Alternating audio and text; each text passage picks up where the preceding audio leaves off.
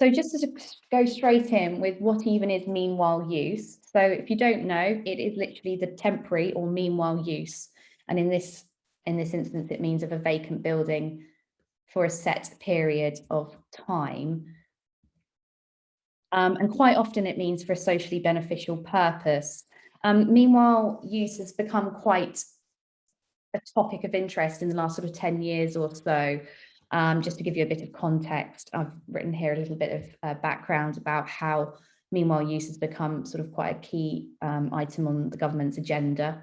They even established the Meanwhile Foundation, which is a great membership organisation which you can sign up to, which supports meanwhile youth. Again, it is mainly focused on town centres, but there is still crossovers, and there is actually Meanwhile Space, which is a delivery arm of the Meanwhile Foundation, which helps to make use of vacant properties and sites. And there's a range of tools on these sites for you to use, including sort of templates for leases and things like that. And as I said, meanwhile use has become a real topic of interest, but it has been a particular focus on high streets and activating vacant spaces. But it also can help heritage. And I've got quite a good quote here from Historic England about the importance of not leaving historic buildings vacant. When they are left vacant, they are greatly increased risk of damage and decay, as well as being a potential blight on their locality. And I'm sure everyone can imagine a few sites that they know that are sort of sitting there boarded up. And as Historic England say, the best way to protect a building is to keep it occupied, and even if that is on a temporary or partial basis. Historic England have actually published a guide on vacant historic buildings. We have a list of resources at the end of this presentation, and that guide is on there too, as well as a number of other important resources for you.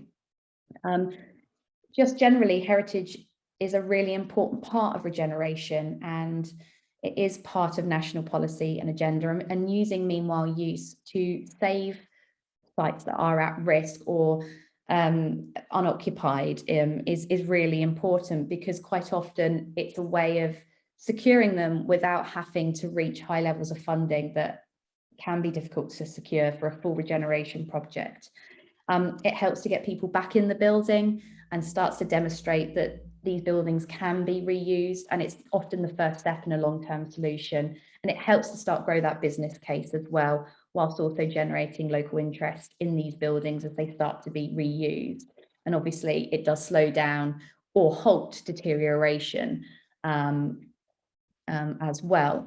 And in terms of what time frame meanwhile use can mean, it can be months and it can be years. I think as little as 3 months and as much as 10 years could be considered a sort of meanwhile use time period.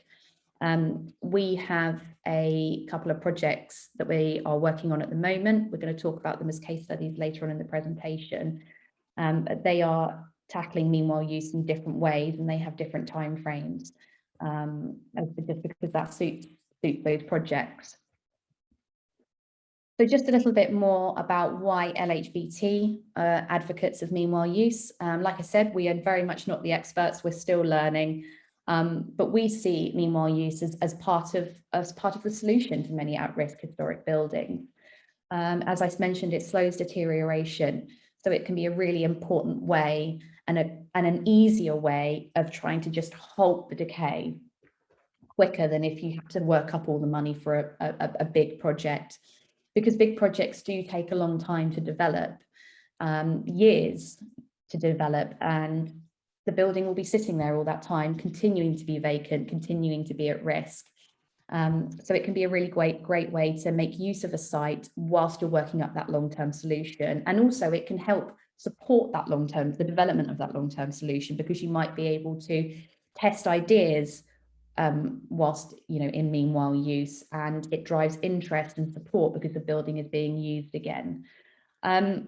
Building preservation trusts generally do have a big role in supporting meanwhile use, and I think we're a bit behind the times, but we don't have to work in a way that we take on the sites and deliver meanwhile use ourselves. There are various ways that BPTs can support meanwhile use within the heritage sector, and as I said, we can do that too. Either BPTs can deliver meanwhile use as an owner, as a facilitator partner, or to support other community organisations and charities to do this as we do. So just to go through how to get going before I move on to Rosie and the sort of practicalities of meanwhile use. So if you have a site and you would like to do something with it, the best way is to just start speaking to people, find out what need there is locally, who is out there that might be in need of a vacant space, and for how long.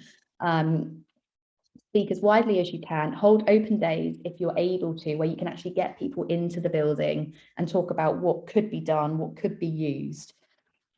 Another tool, which actually I've been using at the moment, and I've got an example on the screen here, is an expression of interest document. So that EOI is something that you can issue. It's a bit more formal. It outlines the background to your project. It outlines what you're trying to do and why.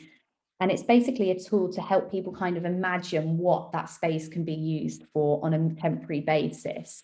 Because sometimes it can be actually quite hard to just sort of think up something. So it's a way of giving some initial ideas and sort of getting the brainwaves going.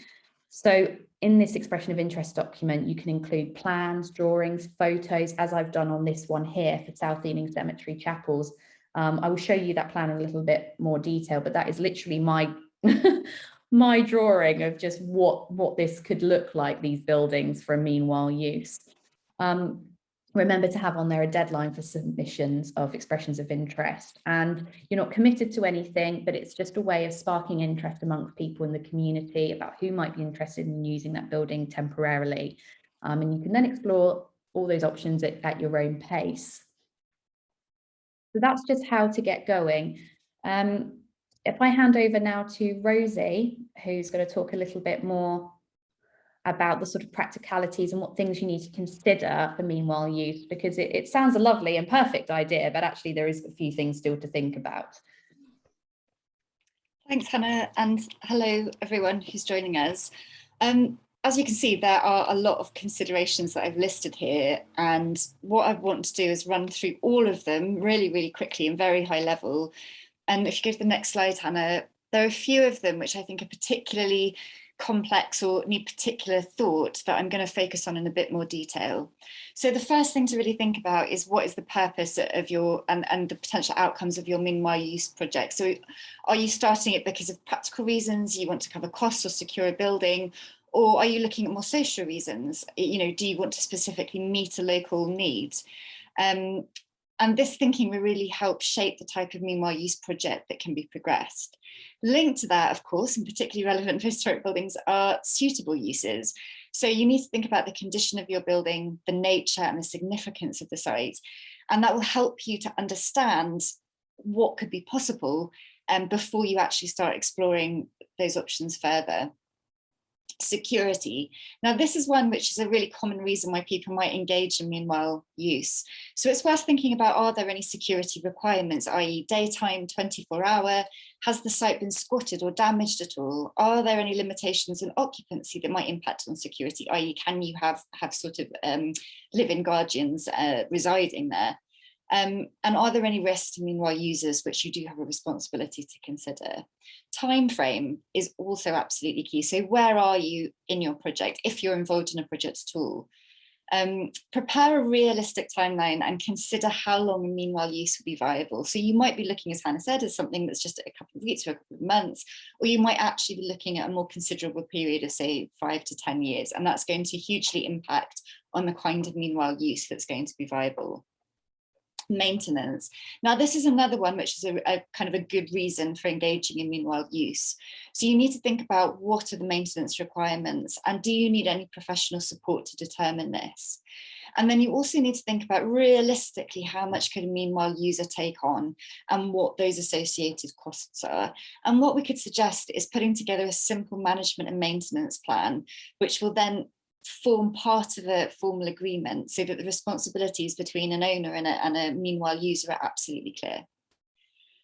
Costs, again, absolutely key. What are the costs associated with the site? And you need to really think about everything. So the utilities, And obviously at the moment, utility costs are going up considerably, so you need to factor that in.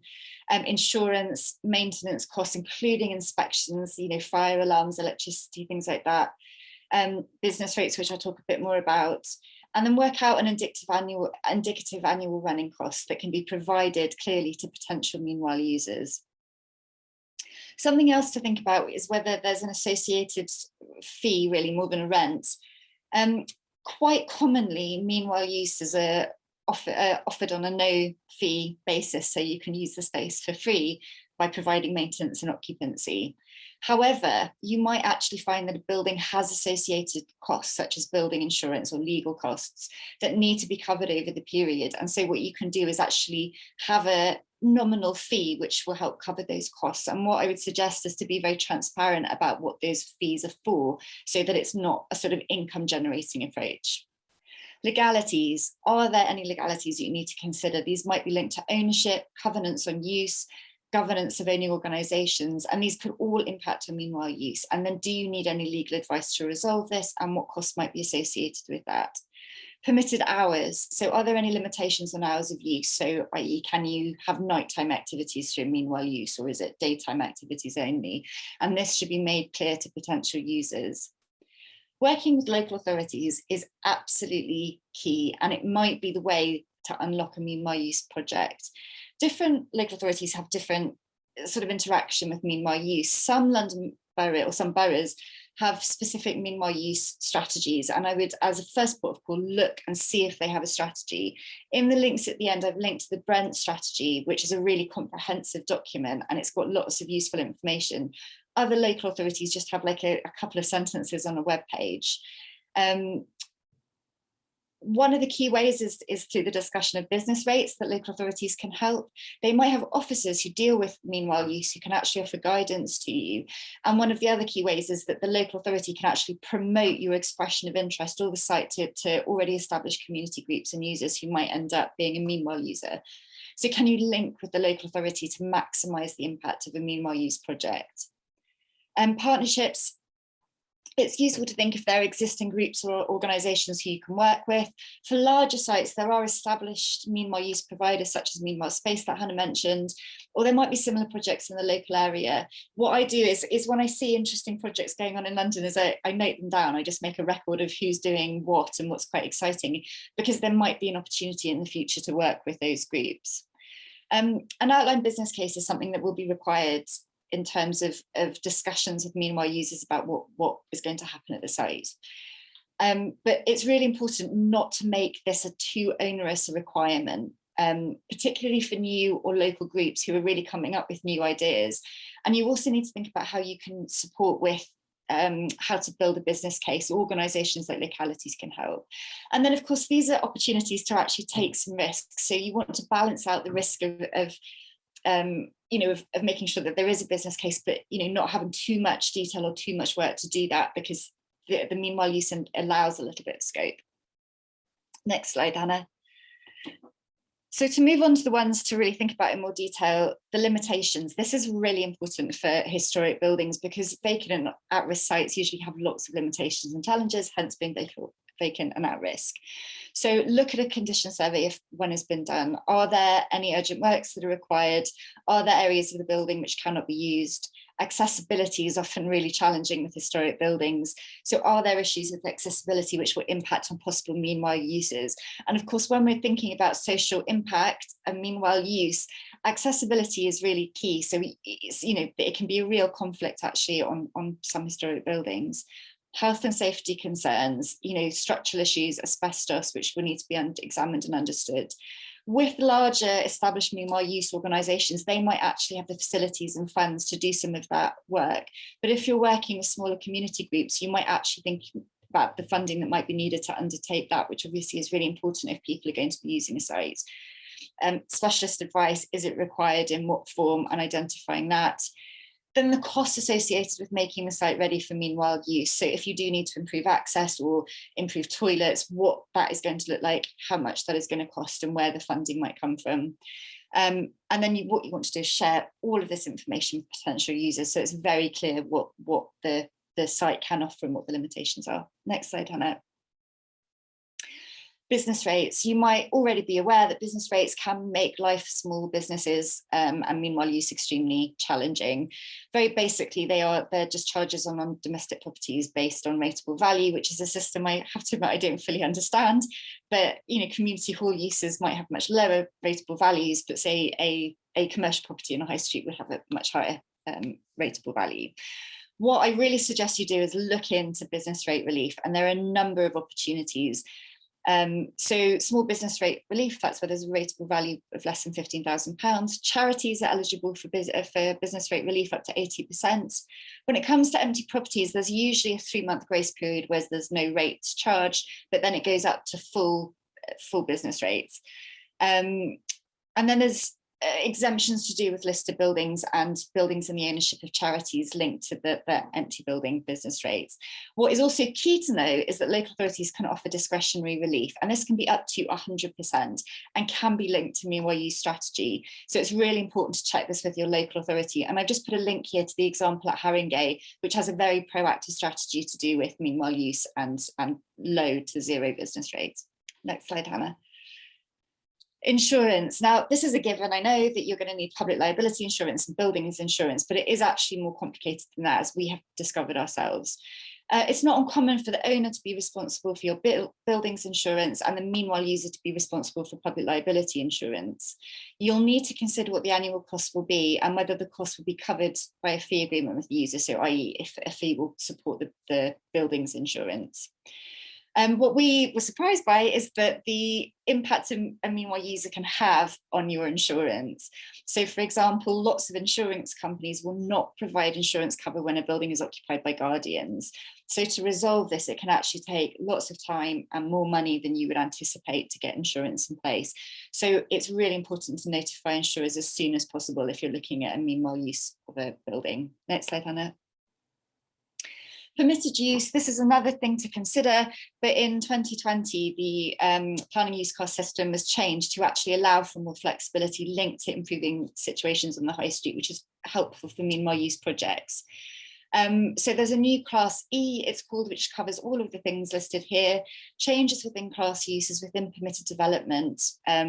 Right, so you know, if you're moving from a shop to a community use, that should be within your permitted developments, but it's always important to check and make sure that you're doing things within the allowances of the planning system. And what is really important to note about listed buildings is that they may be subject to an Article 4 direction, which can be put on by a local authority and removes permitted development rights. So if you're looking at a meanwhile use, again, this is something to discuss with the local authority at an early stage. Next slide, Hannah. Planning a listed building consent, I won't go into too much detail because this is, I know, a given for historic buildings, but it is important to think about. And one of the key things is about phasing the work. So what you don't want to do is have lots of works being done as part of a meanwhile use strategy, which will then need to be changed or redone as part of a long-term strategy. So you need to think about meanwhile use very holistically across the life cycle of a project. And again, engage with the local authority early on, and also think about how the time frame for planning consents, if required, might impact on your meanwhile use. Next slide, Hannah. The form of agreement. This is important to know about, and there are two principal forms that you can utilise. We would recommend using a legal form of agreement for meanwhile use. The first one is the lease, and that's a formal contract between a landlord and a tenant.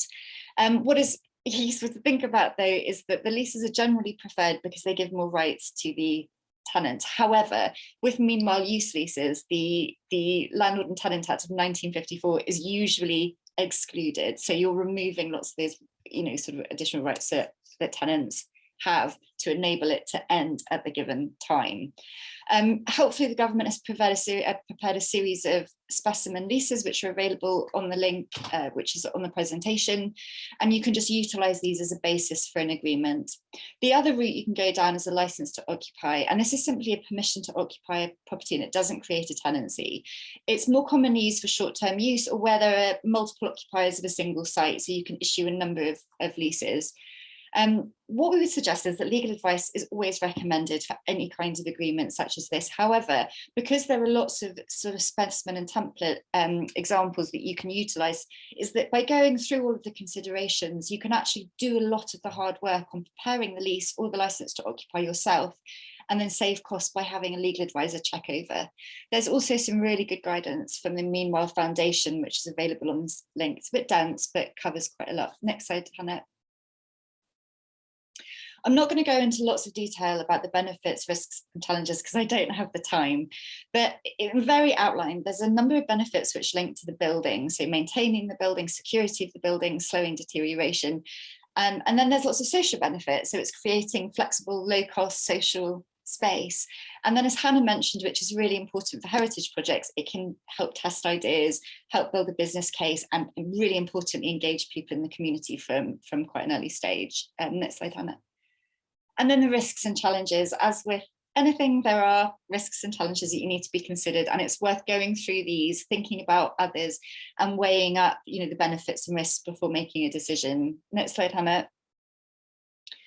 And then I'm not going to go through this either. This is just copied and pasted from the Historic England guidance on reducing the risks. And I think this is a really useful document because it's very specific to historic buildings. So this is alongside the general risks associated with meanwhile use, but the specific ones you'll need to think about. So next slide. And then we're going to go on and think about the case studies. I'm sorry, I'm conscious of the time, so I'm going to run through very quickly. As Hannah said, all of our project work at the moment is touching on meanwhile use in some way, and the Charity School is an example of this. It's a school building and a mistress's cottage of the late 18th century, Grade 2 listed on the Heritage at Risk Register and within a conservation area. We were introduced to it in 2018. At that point, it was not occupied since 2012 and was in deteriorating condition. It's in the ownership of a near redundant foundation, which is an unregistered charity, which has been challenging in terms of resolving the site. We ran an options appraisal and we have identified a project which is going to be delivered in partnership with a local charity, and we're working on the development of that at the moment. And in this instance, we help facilitate a meanwhile use over the viability and development phases of the project. Next slide.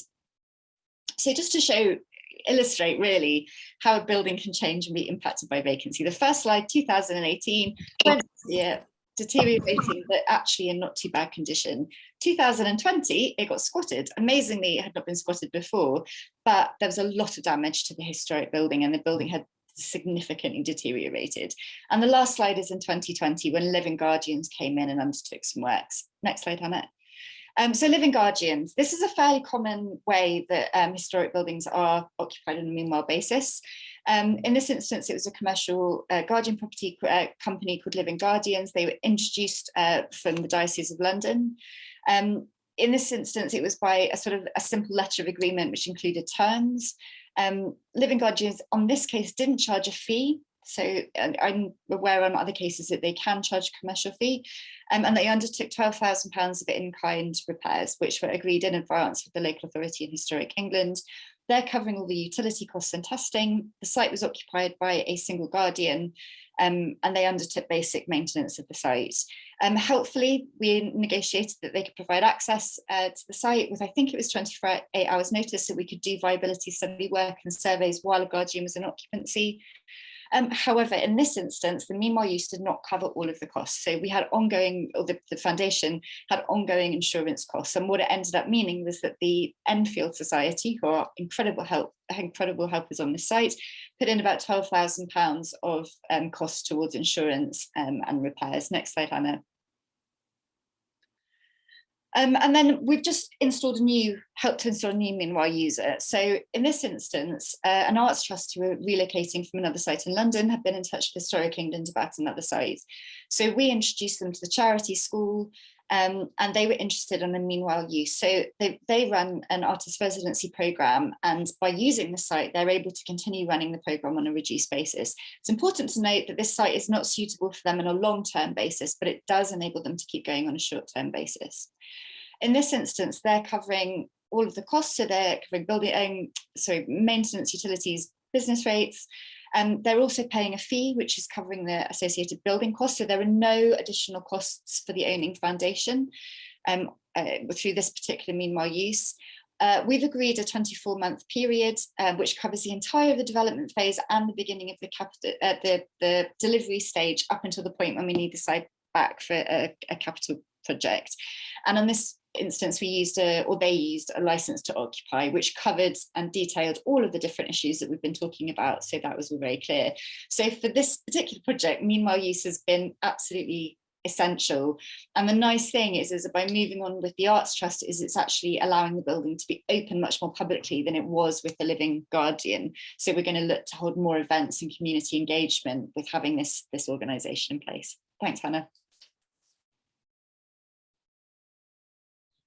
Thanks, Rosie. So I'm just going to go through another case study another project that we're working on. This is the South Ealing Cemetery Chapels. They are a pair of chapels. They're grade 2. They're in South Ealing Cemetery. They're on the Heritage at Risk Register. They're priority A. They are the condition-wise, they're the worst of the worst, unfortunately. They're owned by Ealing Council. They were built in the sort of the mid-19th century, 2 chapels, one as non-conformist and one which was Church of England.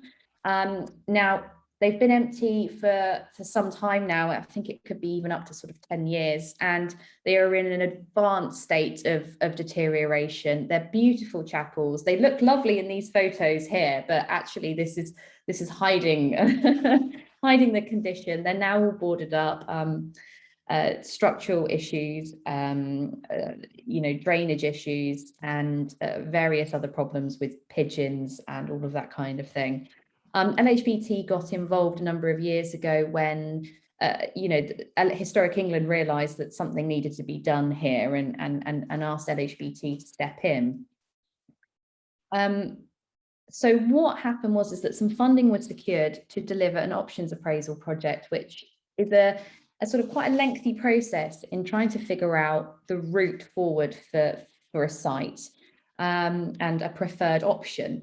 And this did result in a preferred option, this process. After a number of months, there was a costed sort of solution came forward out of the process, but it was very expensive. It was in the millions. And LHBT felt that, and along with Ealing Council, that given the significant repair costs to do a full restoration, the fact of funding becoming increasingly competitive in the last few years, obviously the pandemic as well, and the very fact that Ealing as a borough is not a priority for many funders. There are certain boroughs in London and certain parts of the UK that are priorities now, and Ealing was not one of them. And because of all of those factors, we simply felt that actually doing a full repair and restoration project was not really going to be viable.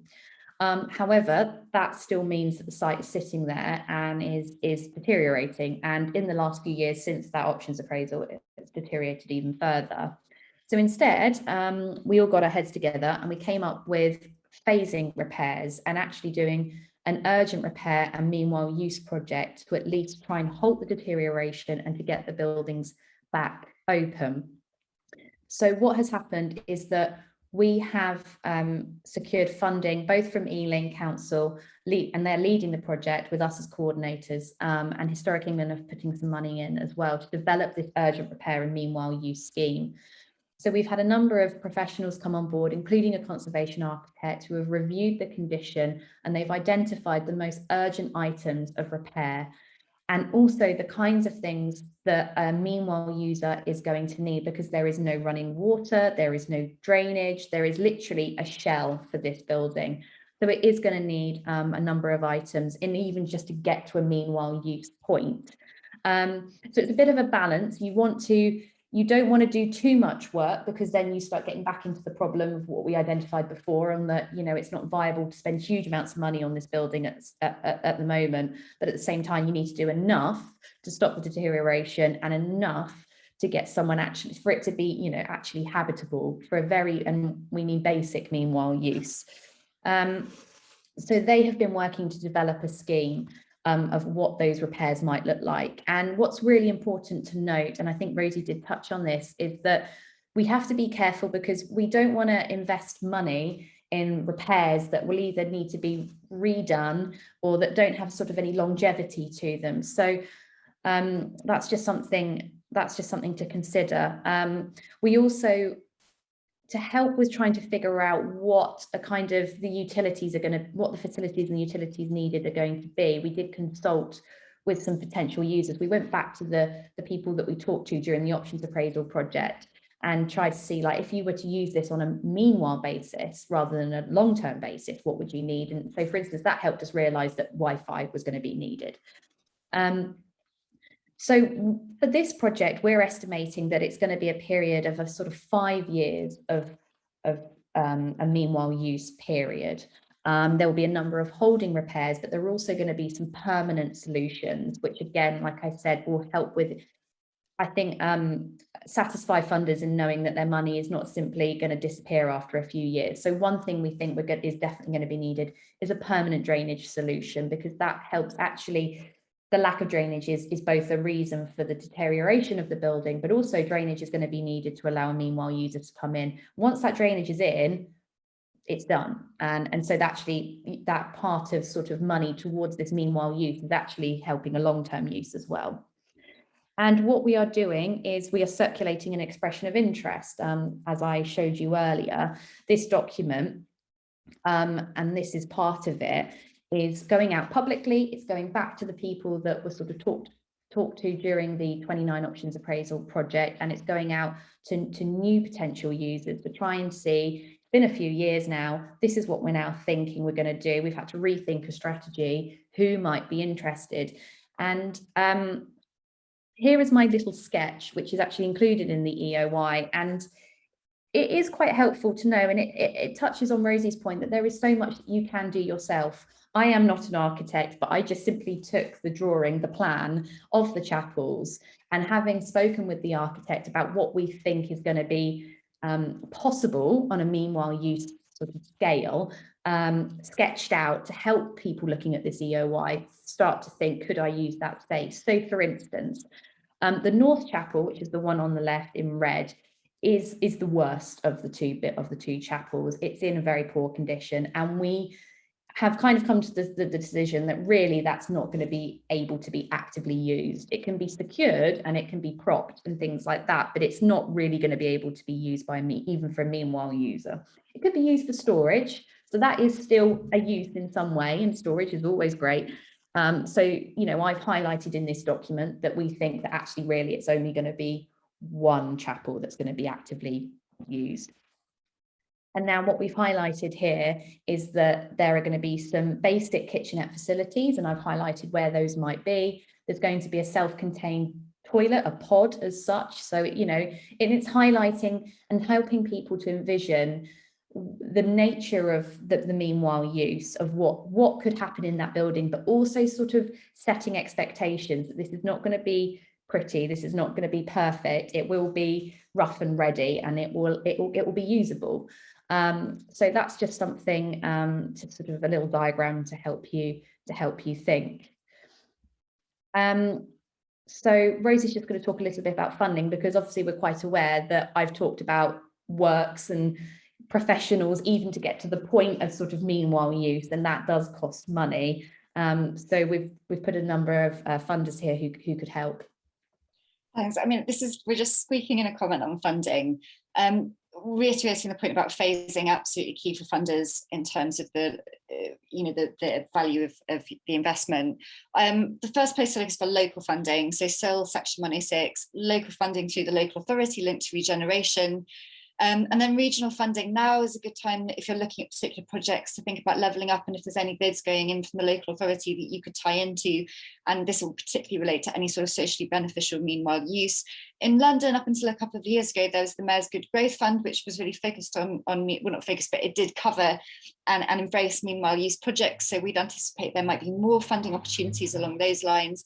And then national funding, have discussions with the AHF and the Heritage Fund, but this is absolutely key that it's going to be challenging to get money for, very short-term investments in heritage projects. So it must be part of the long-term plan. And this is the same for trusts and foundations, but I think it's worth having a conversation if your particular meanwhile use is really going to support the preservation of a site and also help with that long-term strategy.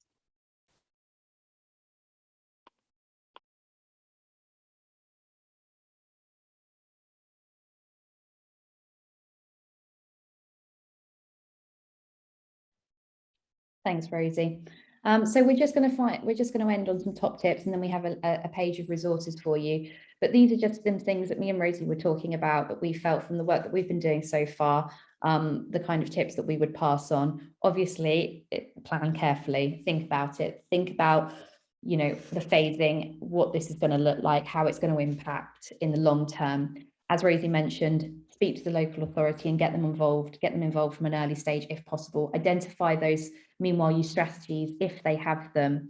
And as I mentioned, think about phasing. A meanwhile use is a phase in itself, and it's one part of a whole, and it needs to be thought about in the sense that subsequent phases are coming. So, you know, like Rosie said, we don't want to do a lot of work now that either needs to be redone or contradicts what might come further down the line.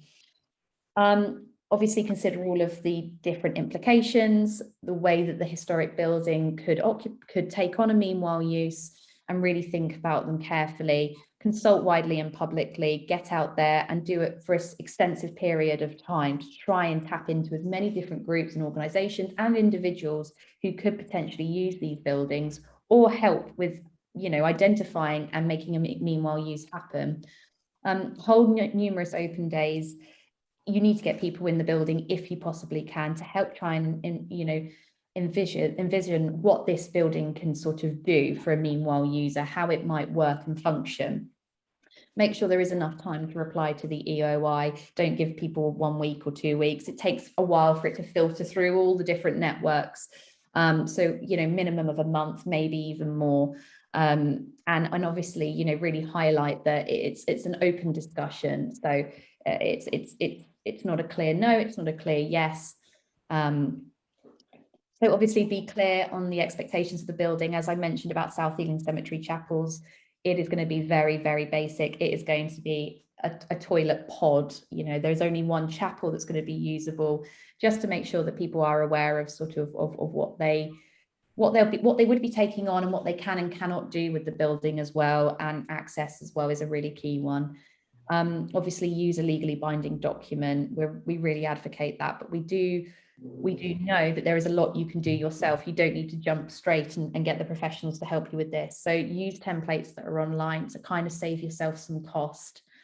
And make sure that in your agreements that kind of running costs and maintenance and those insurances as best that you can are covered.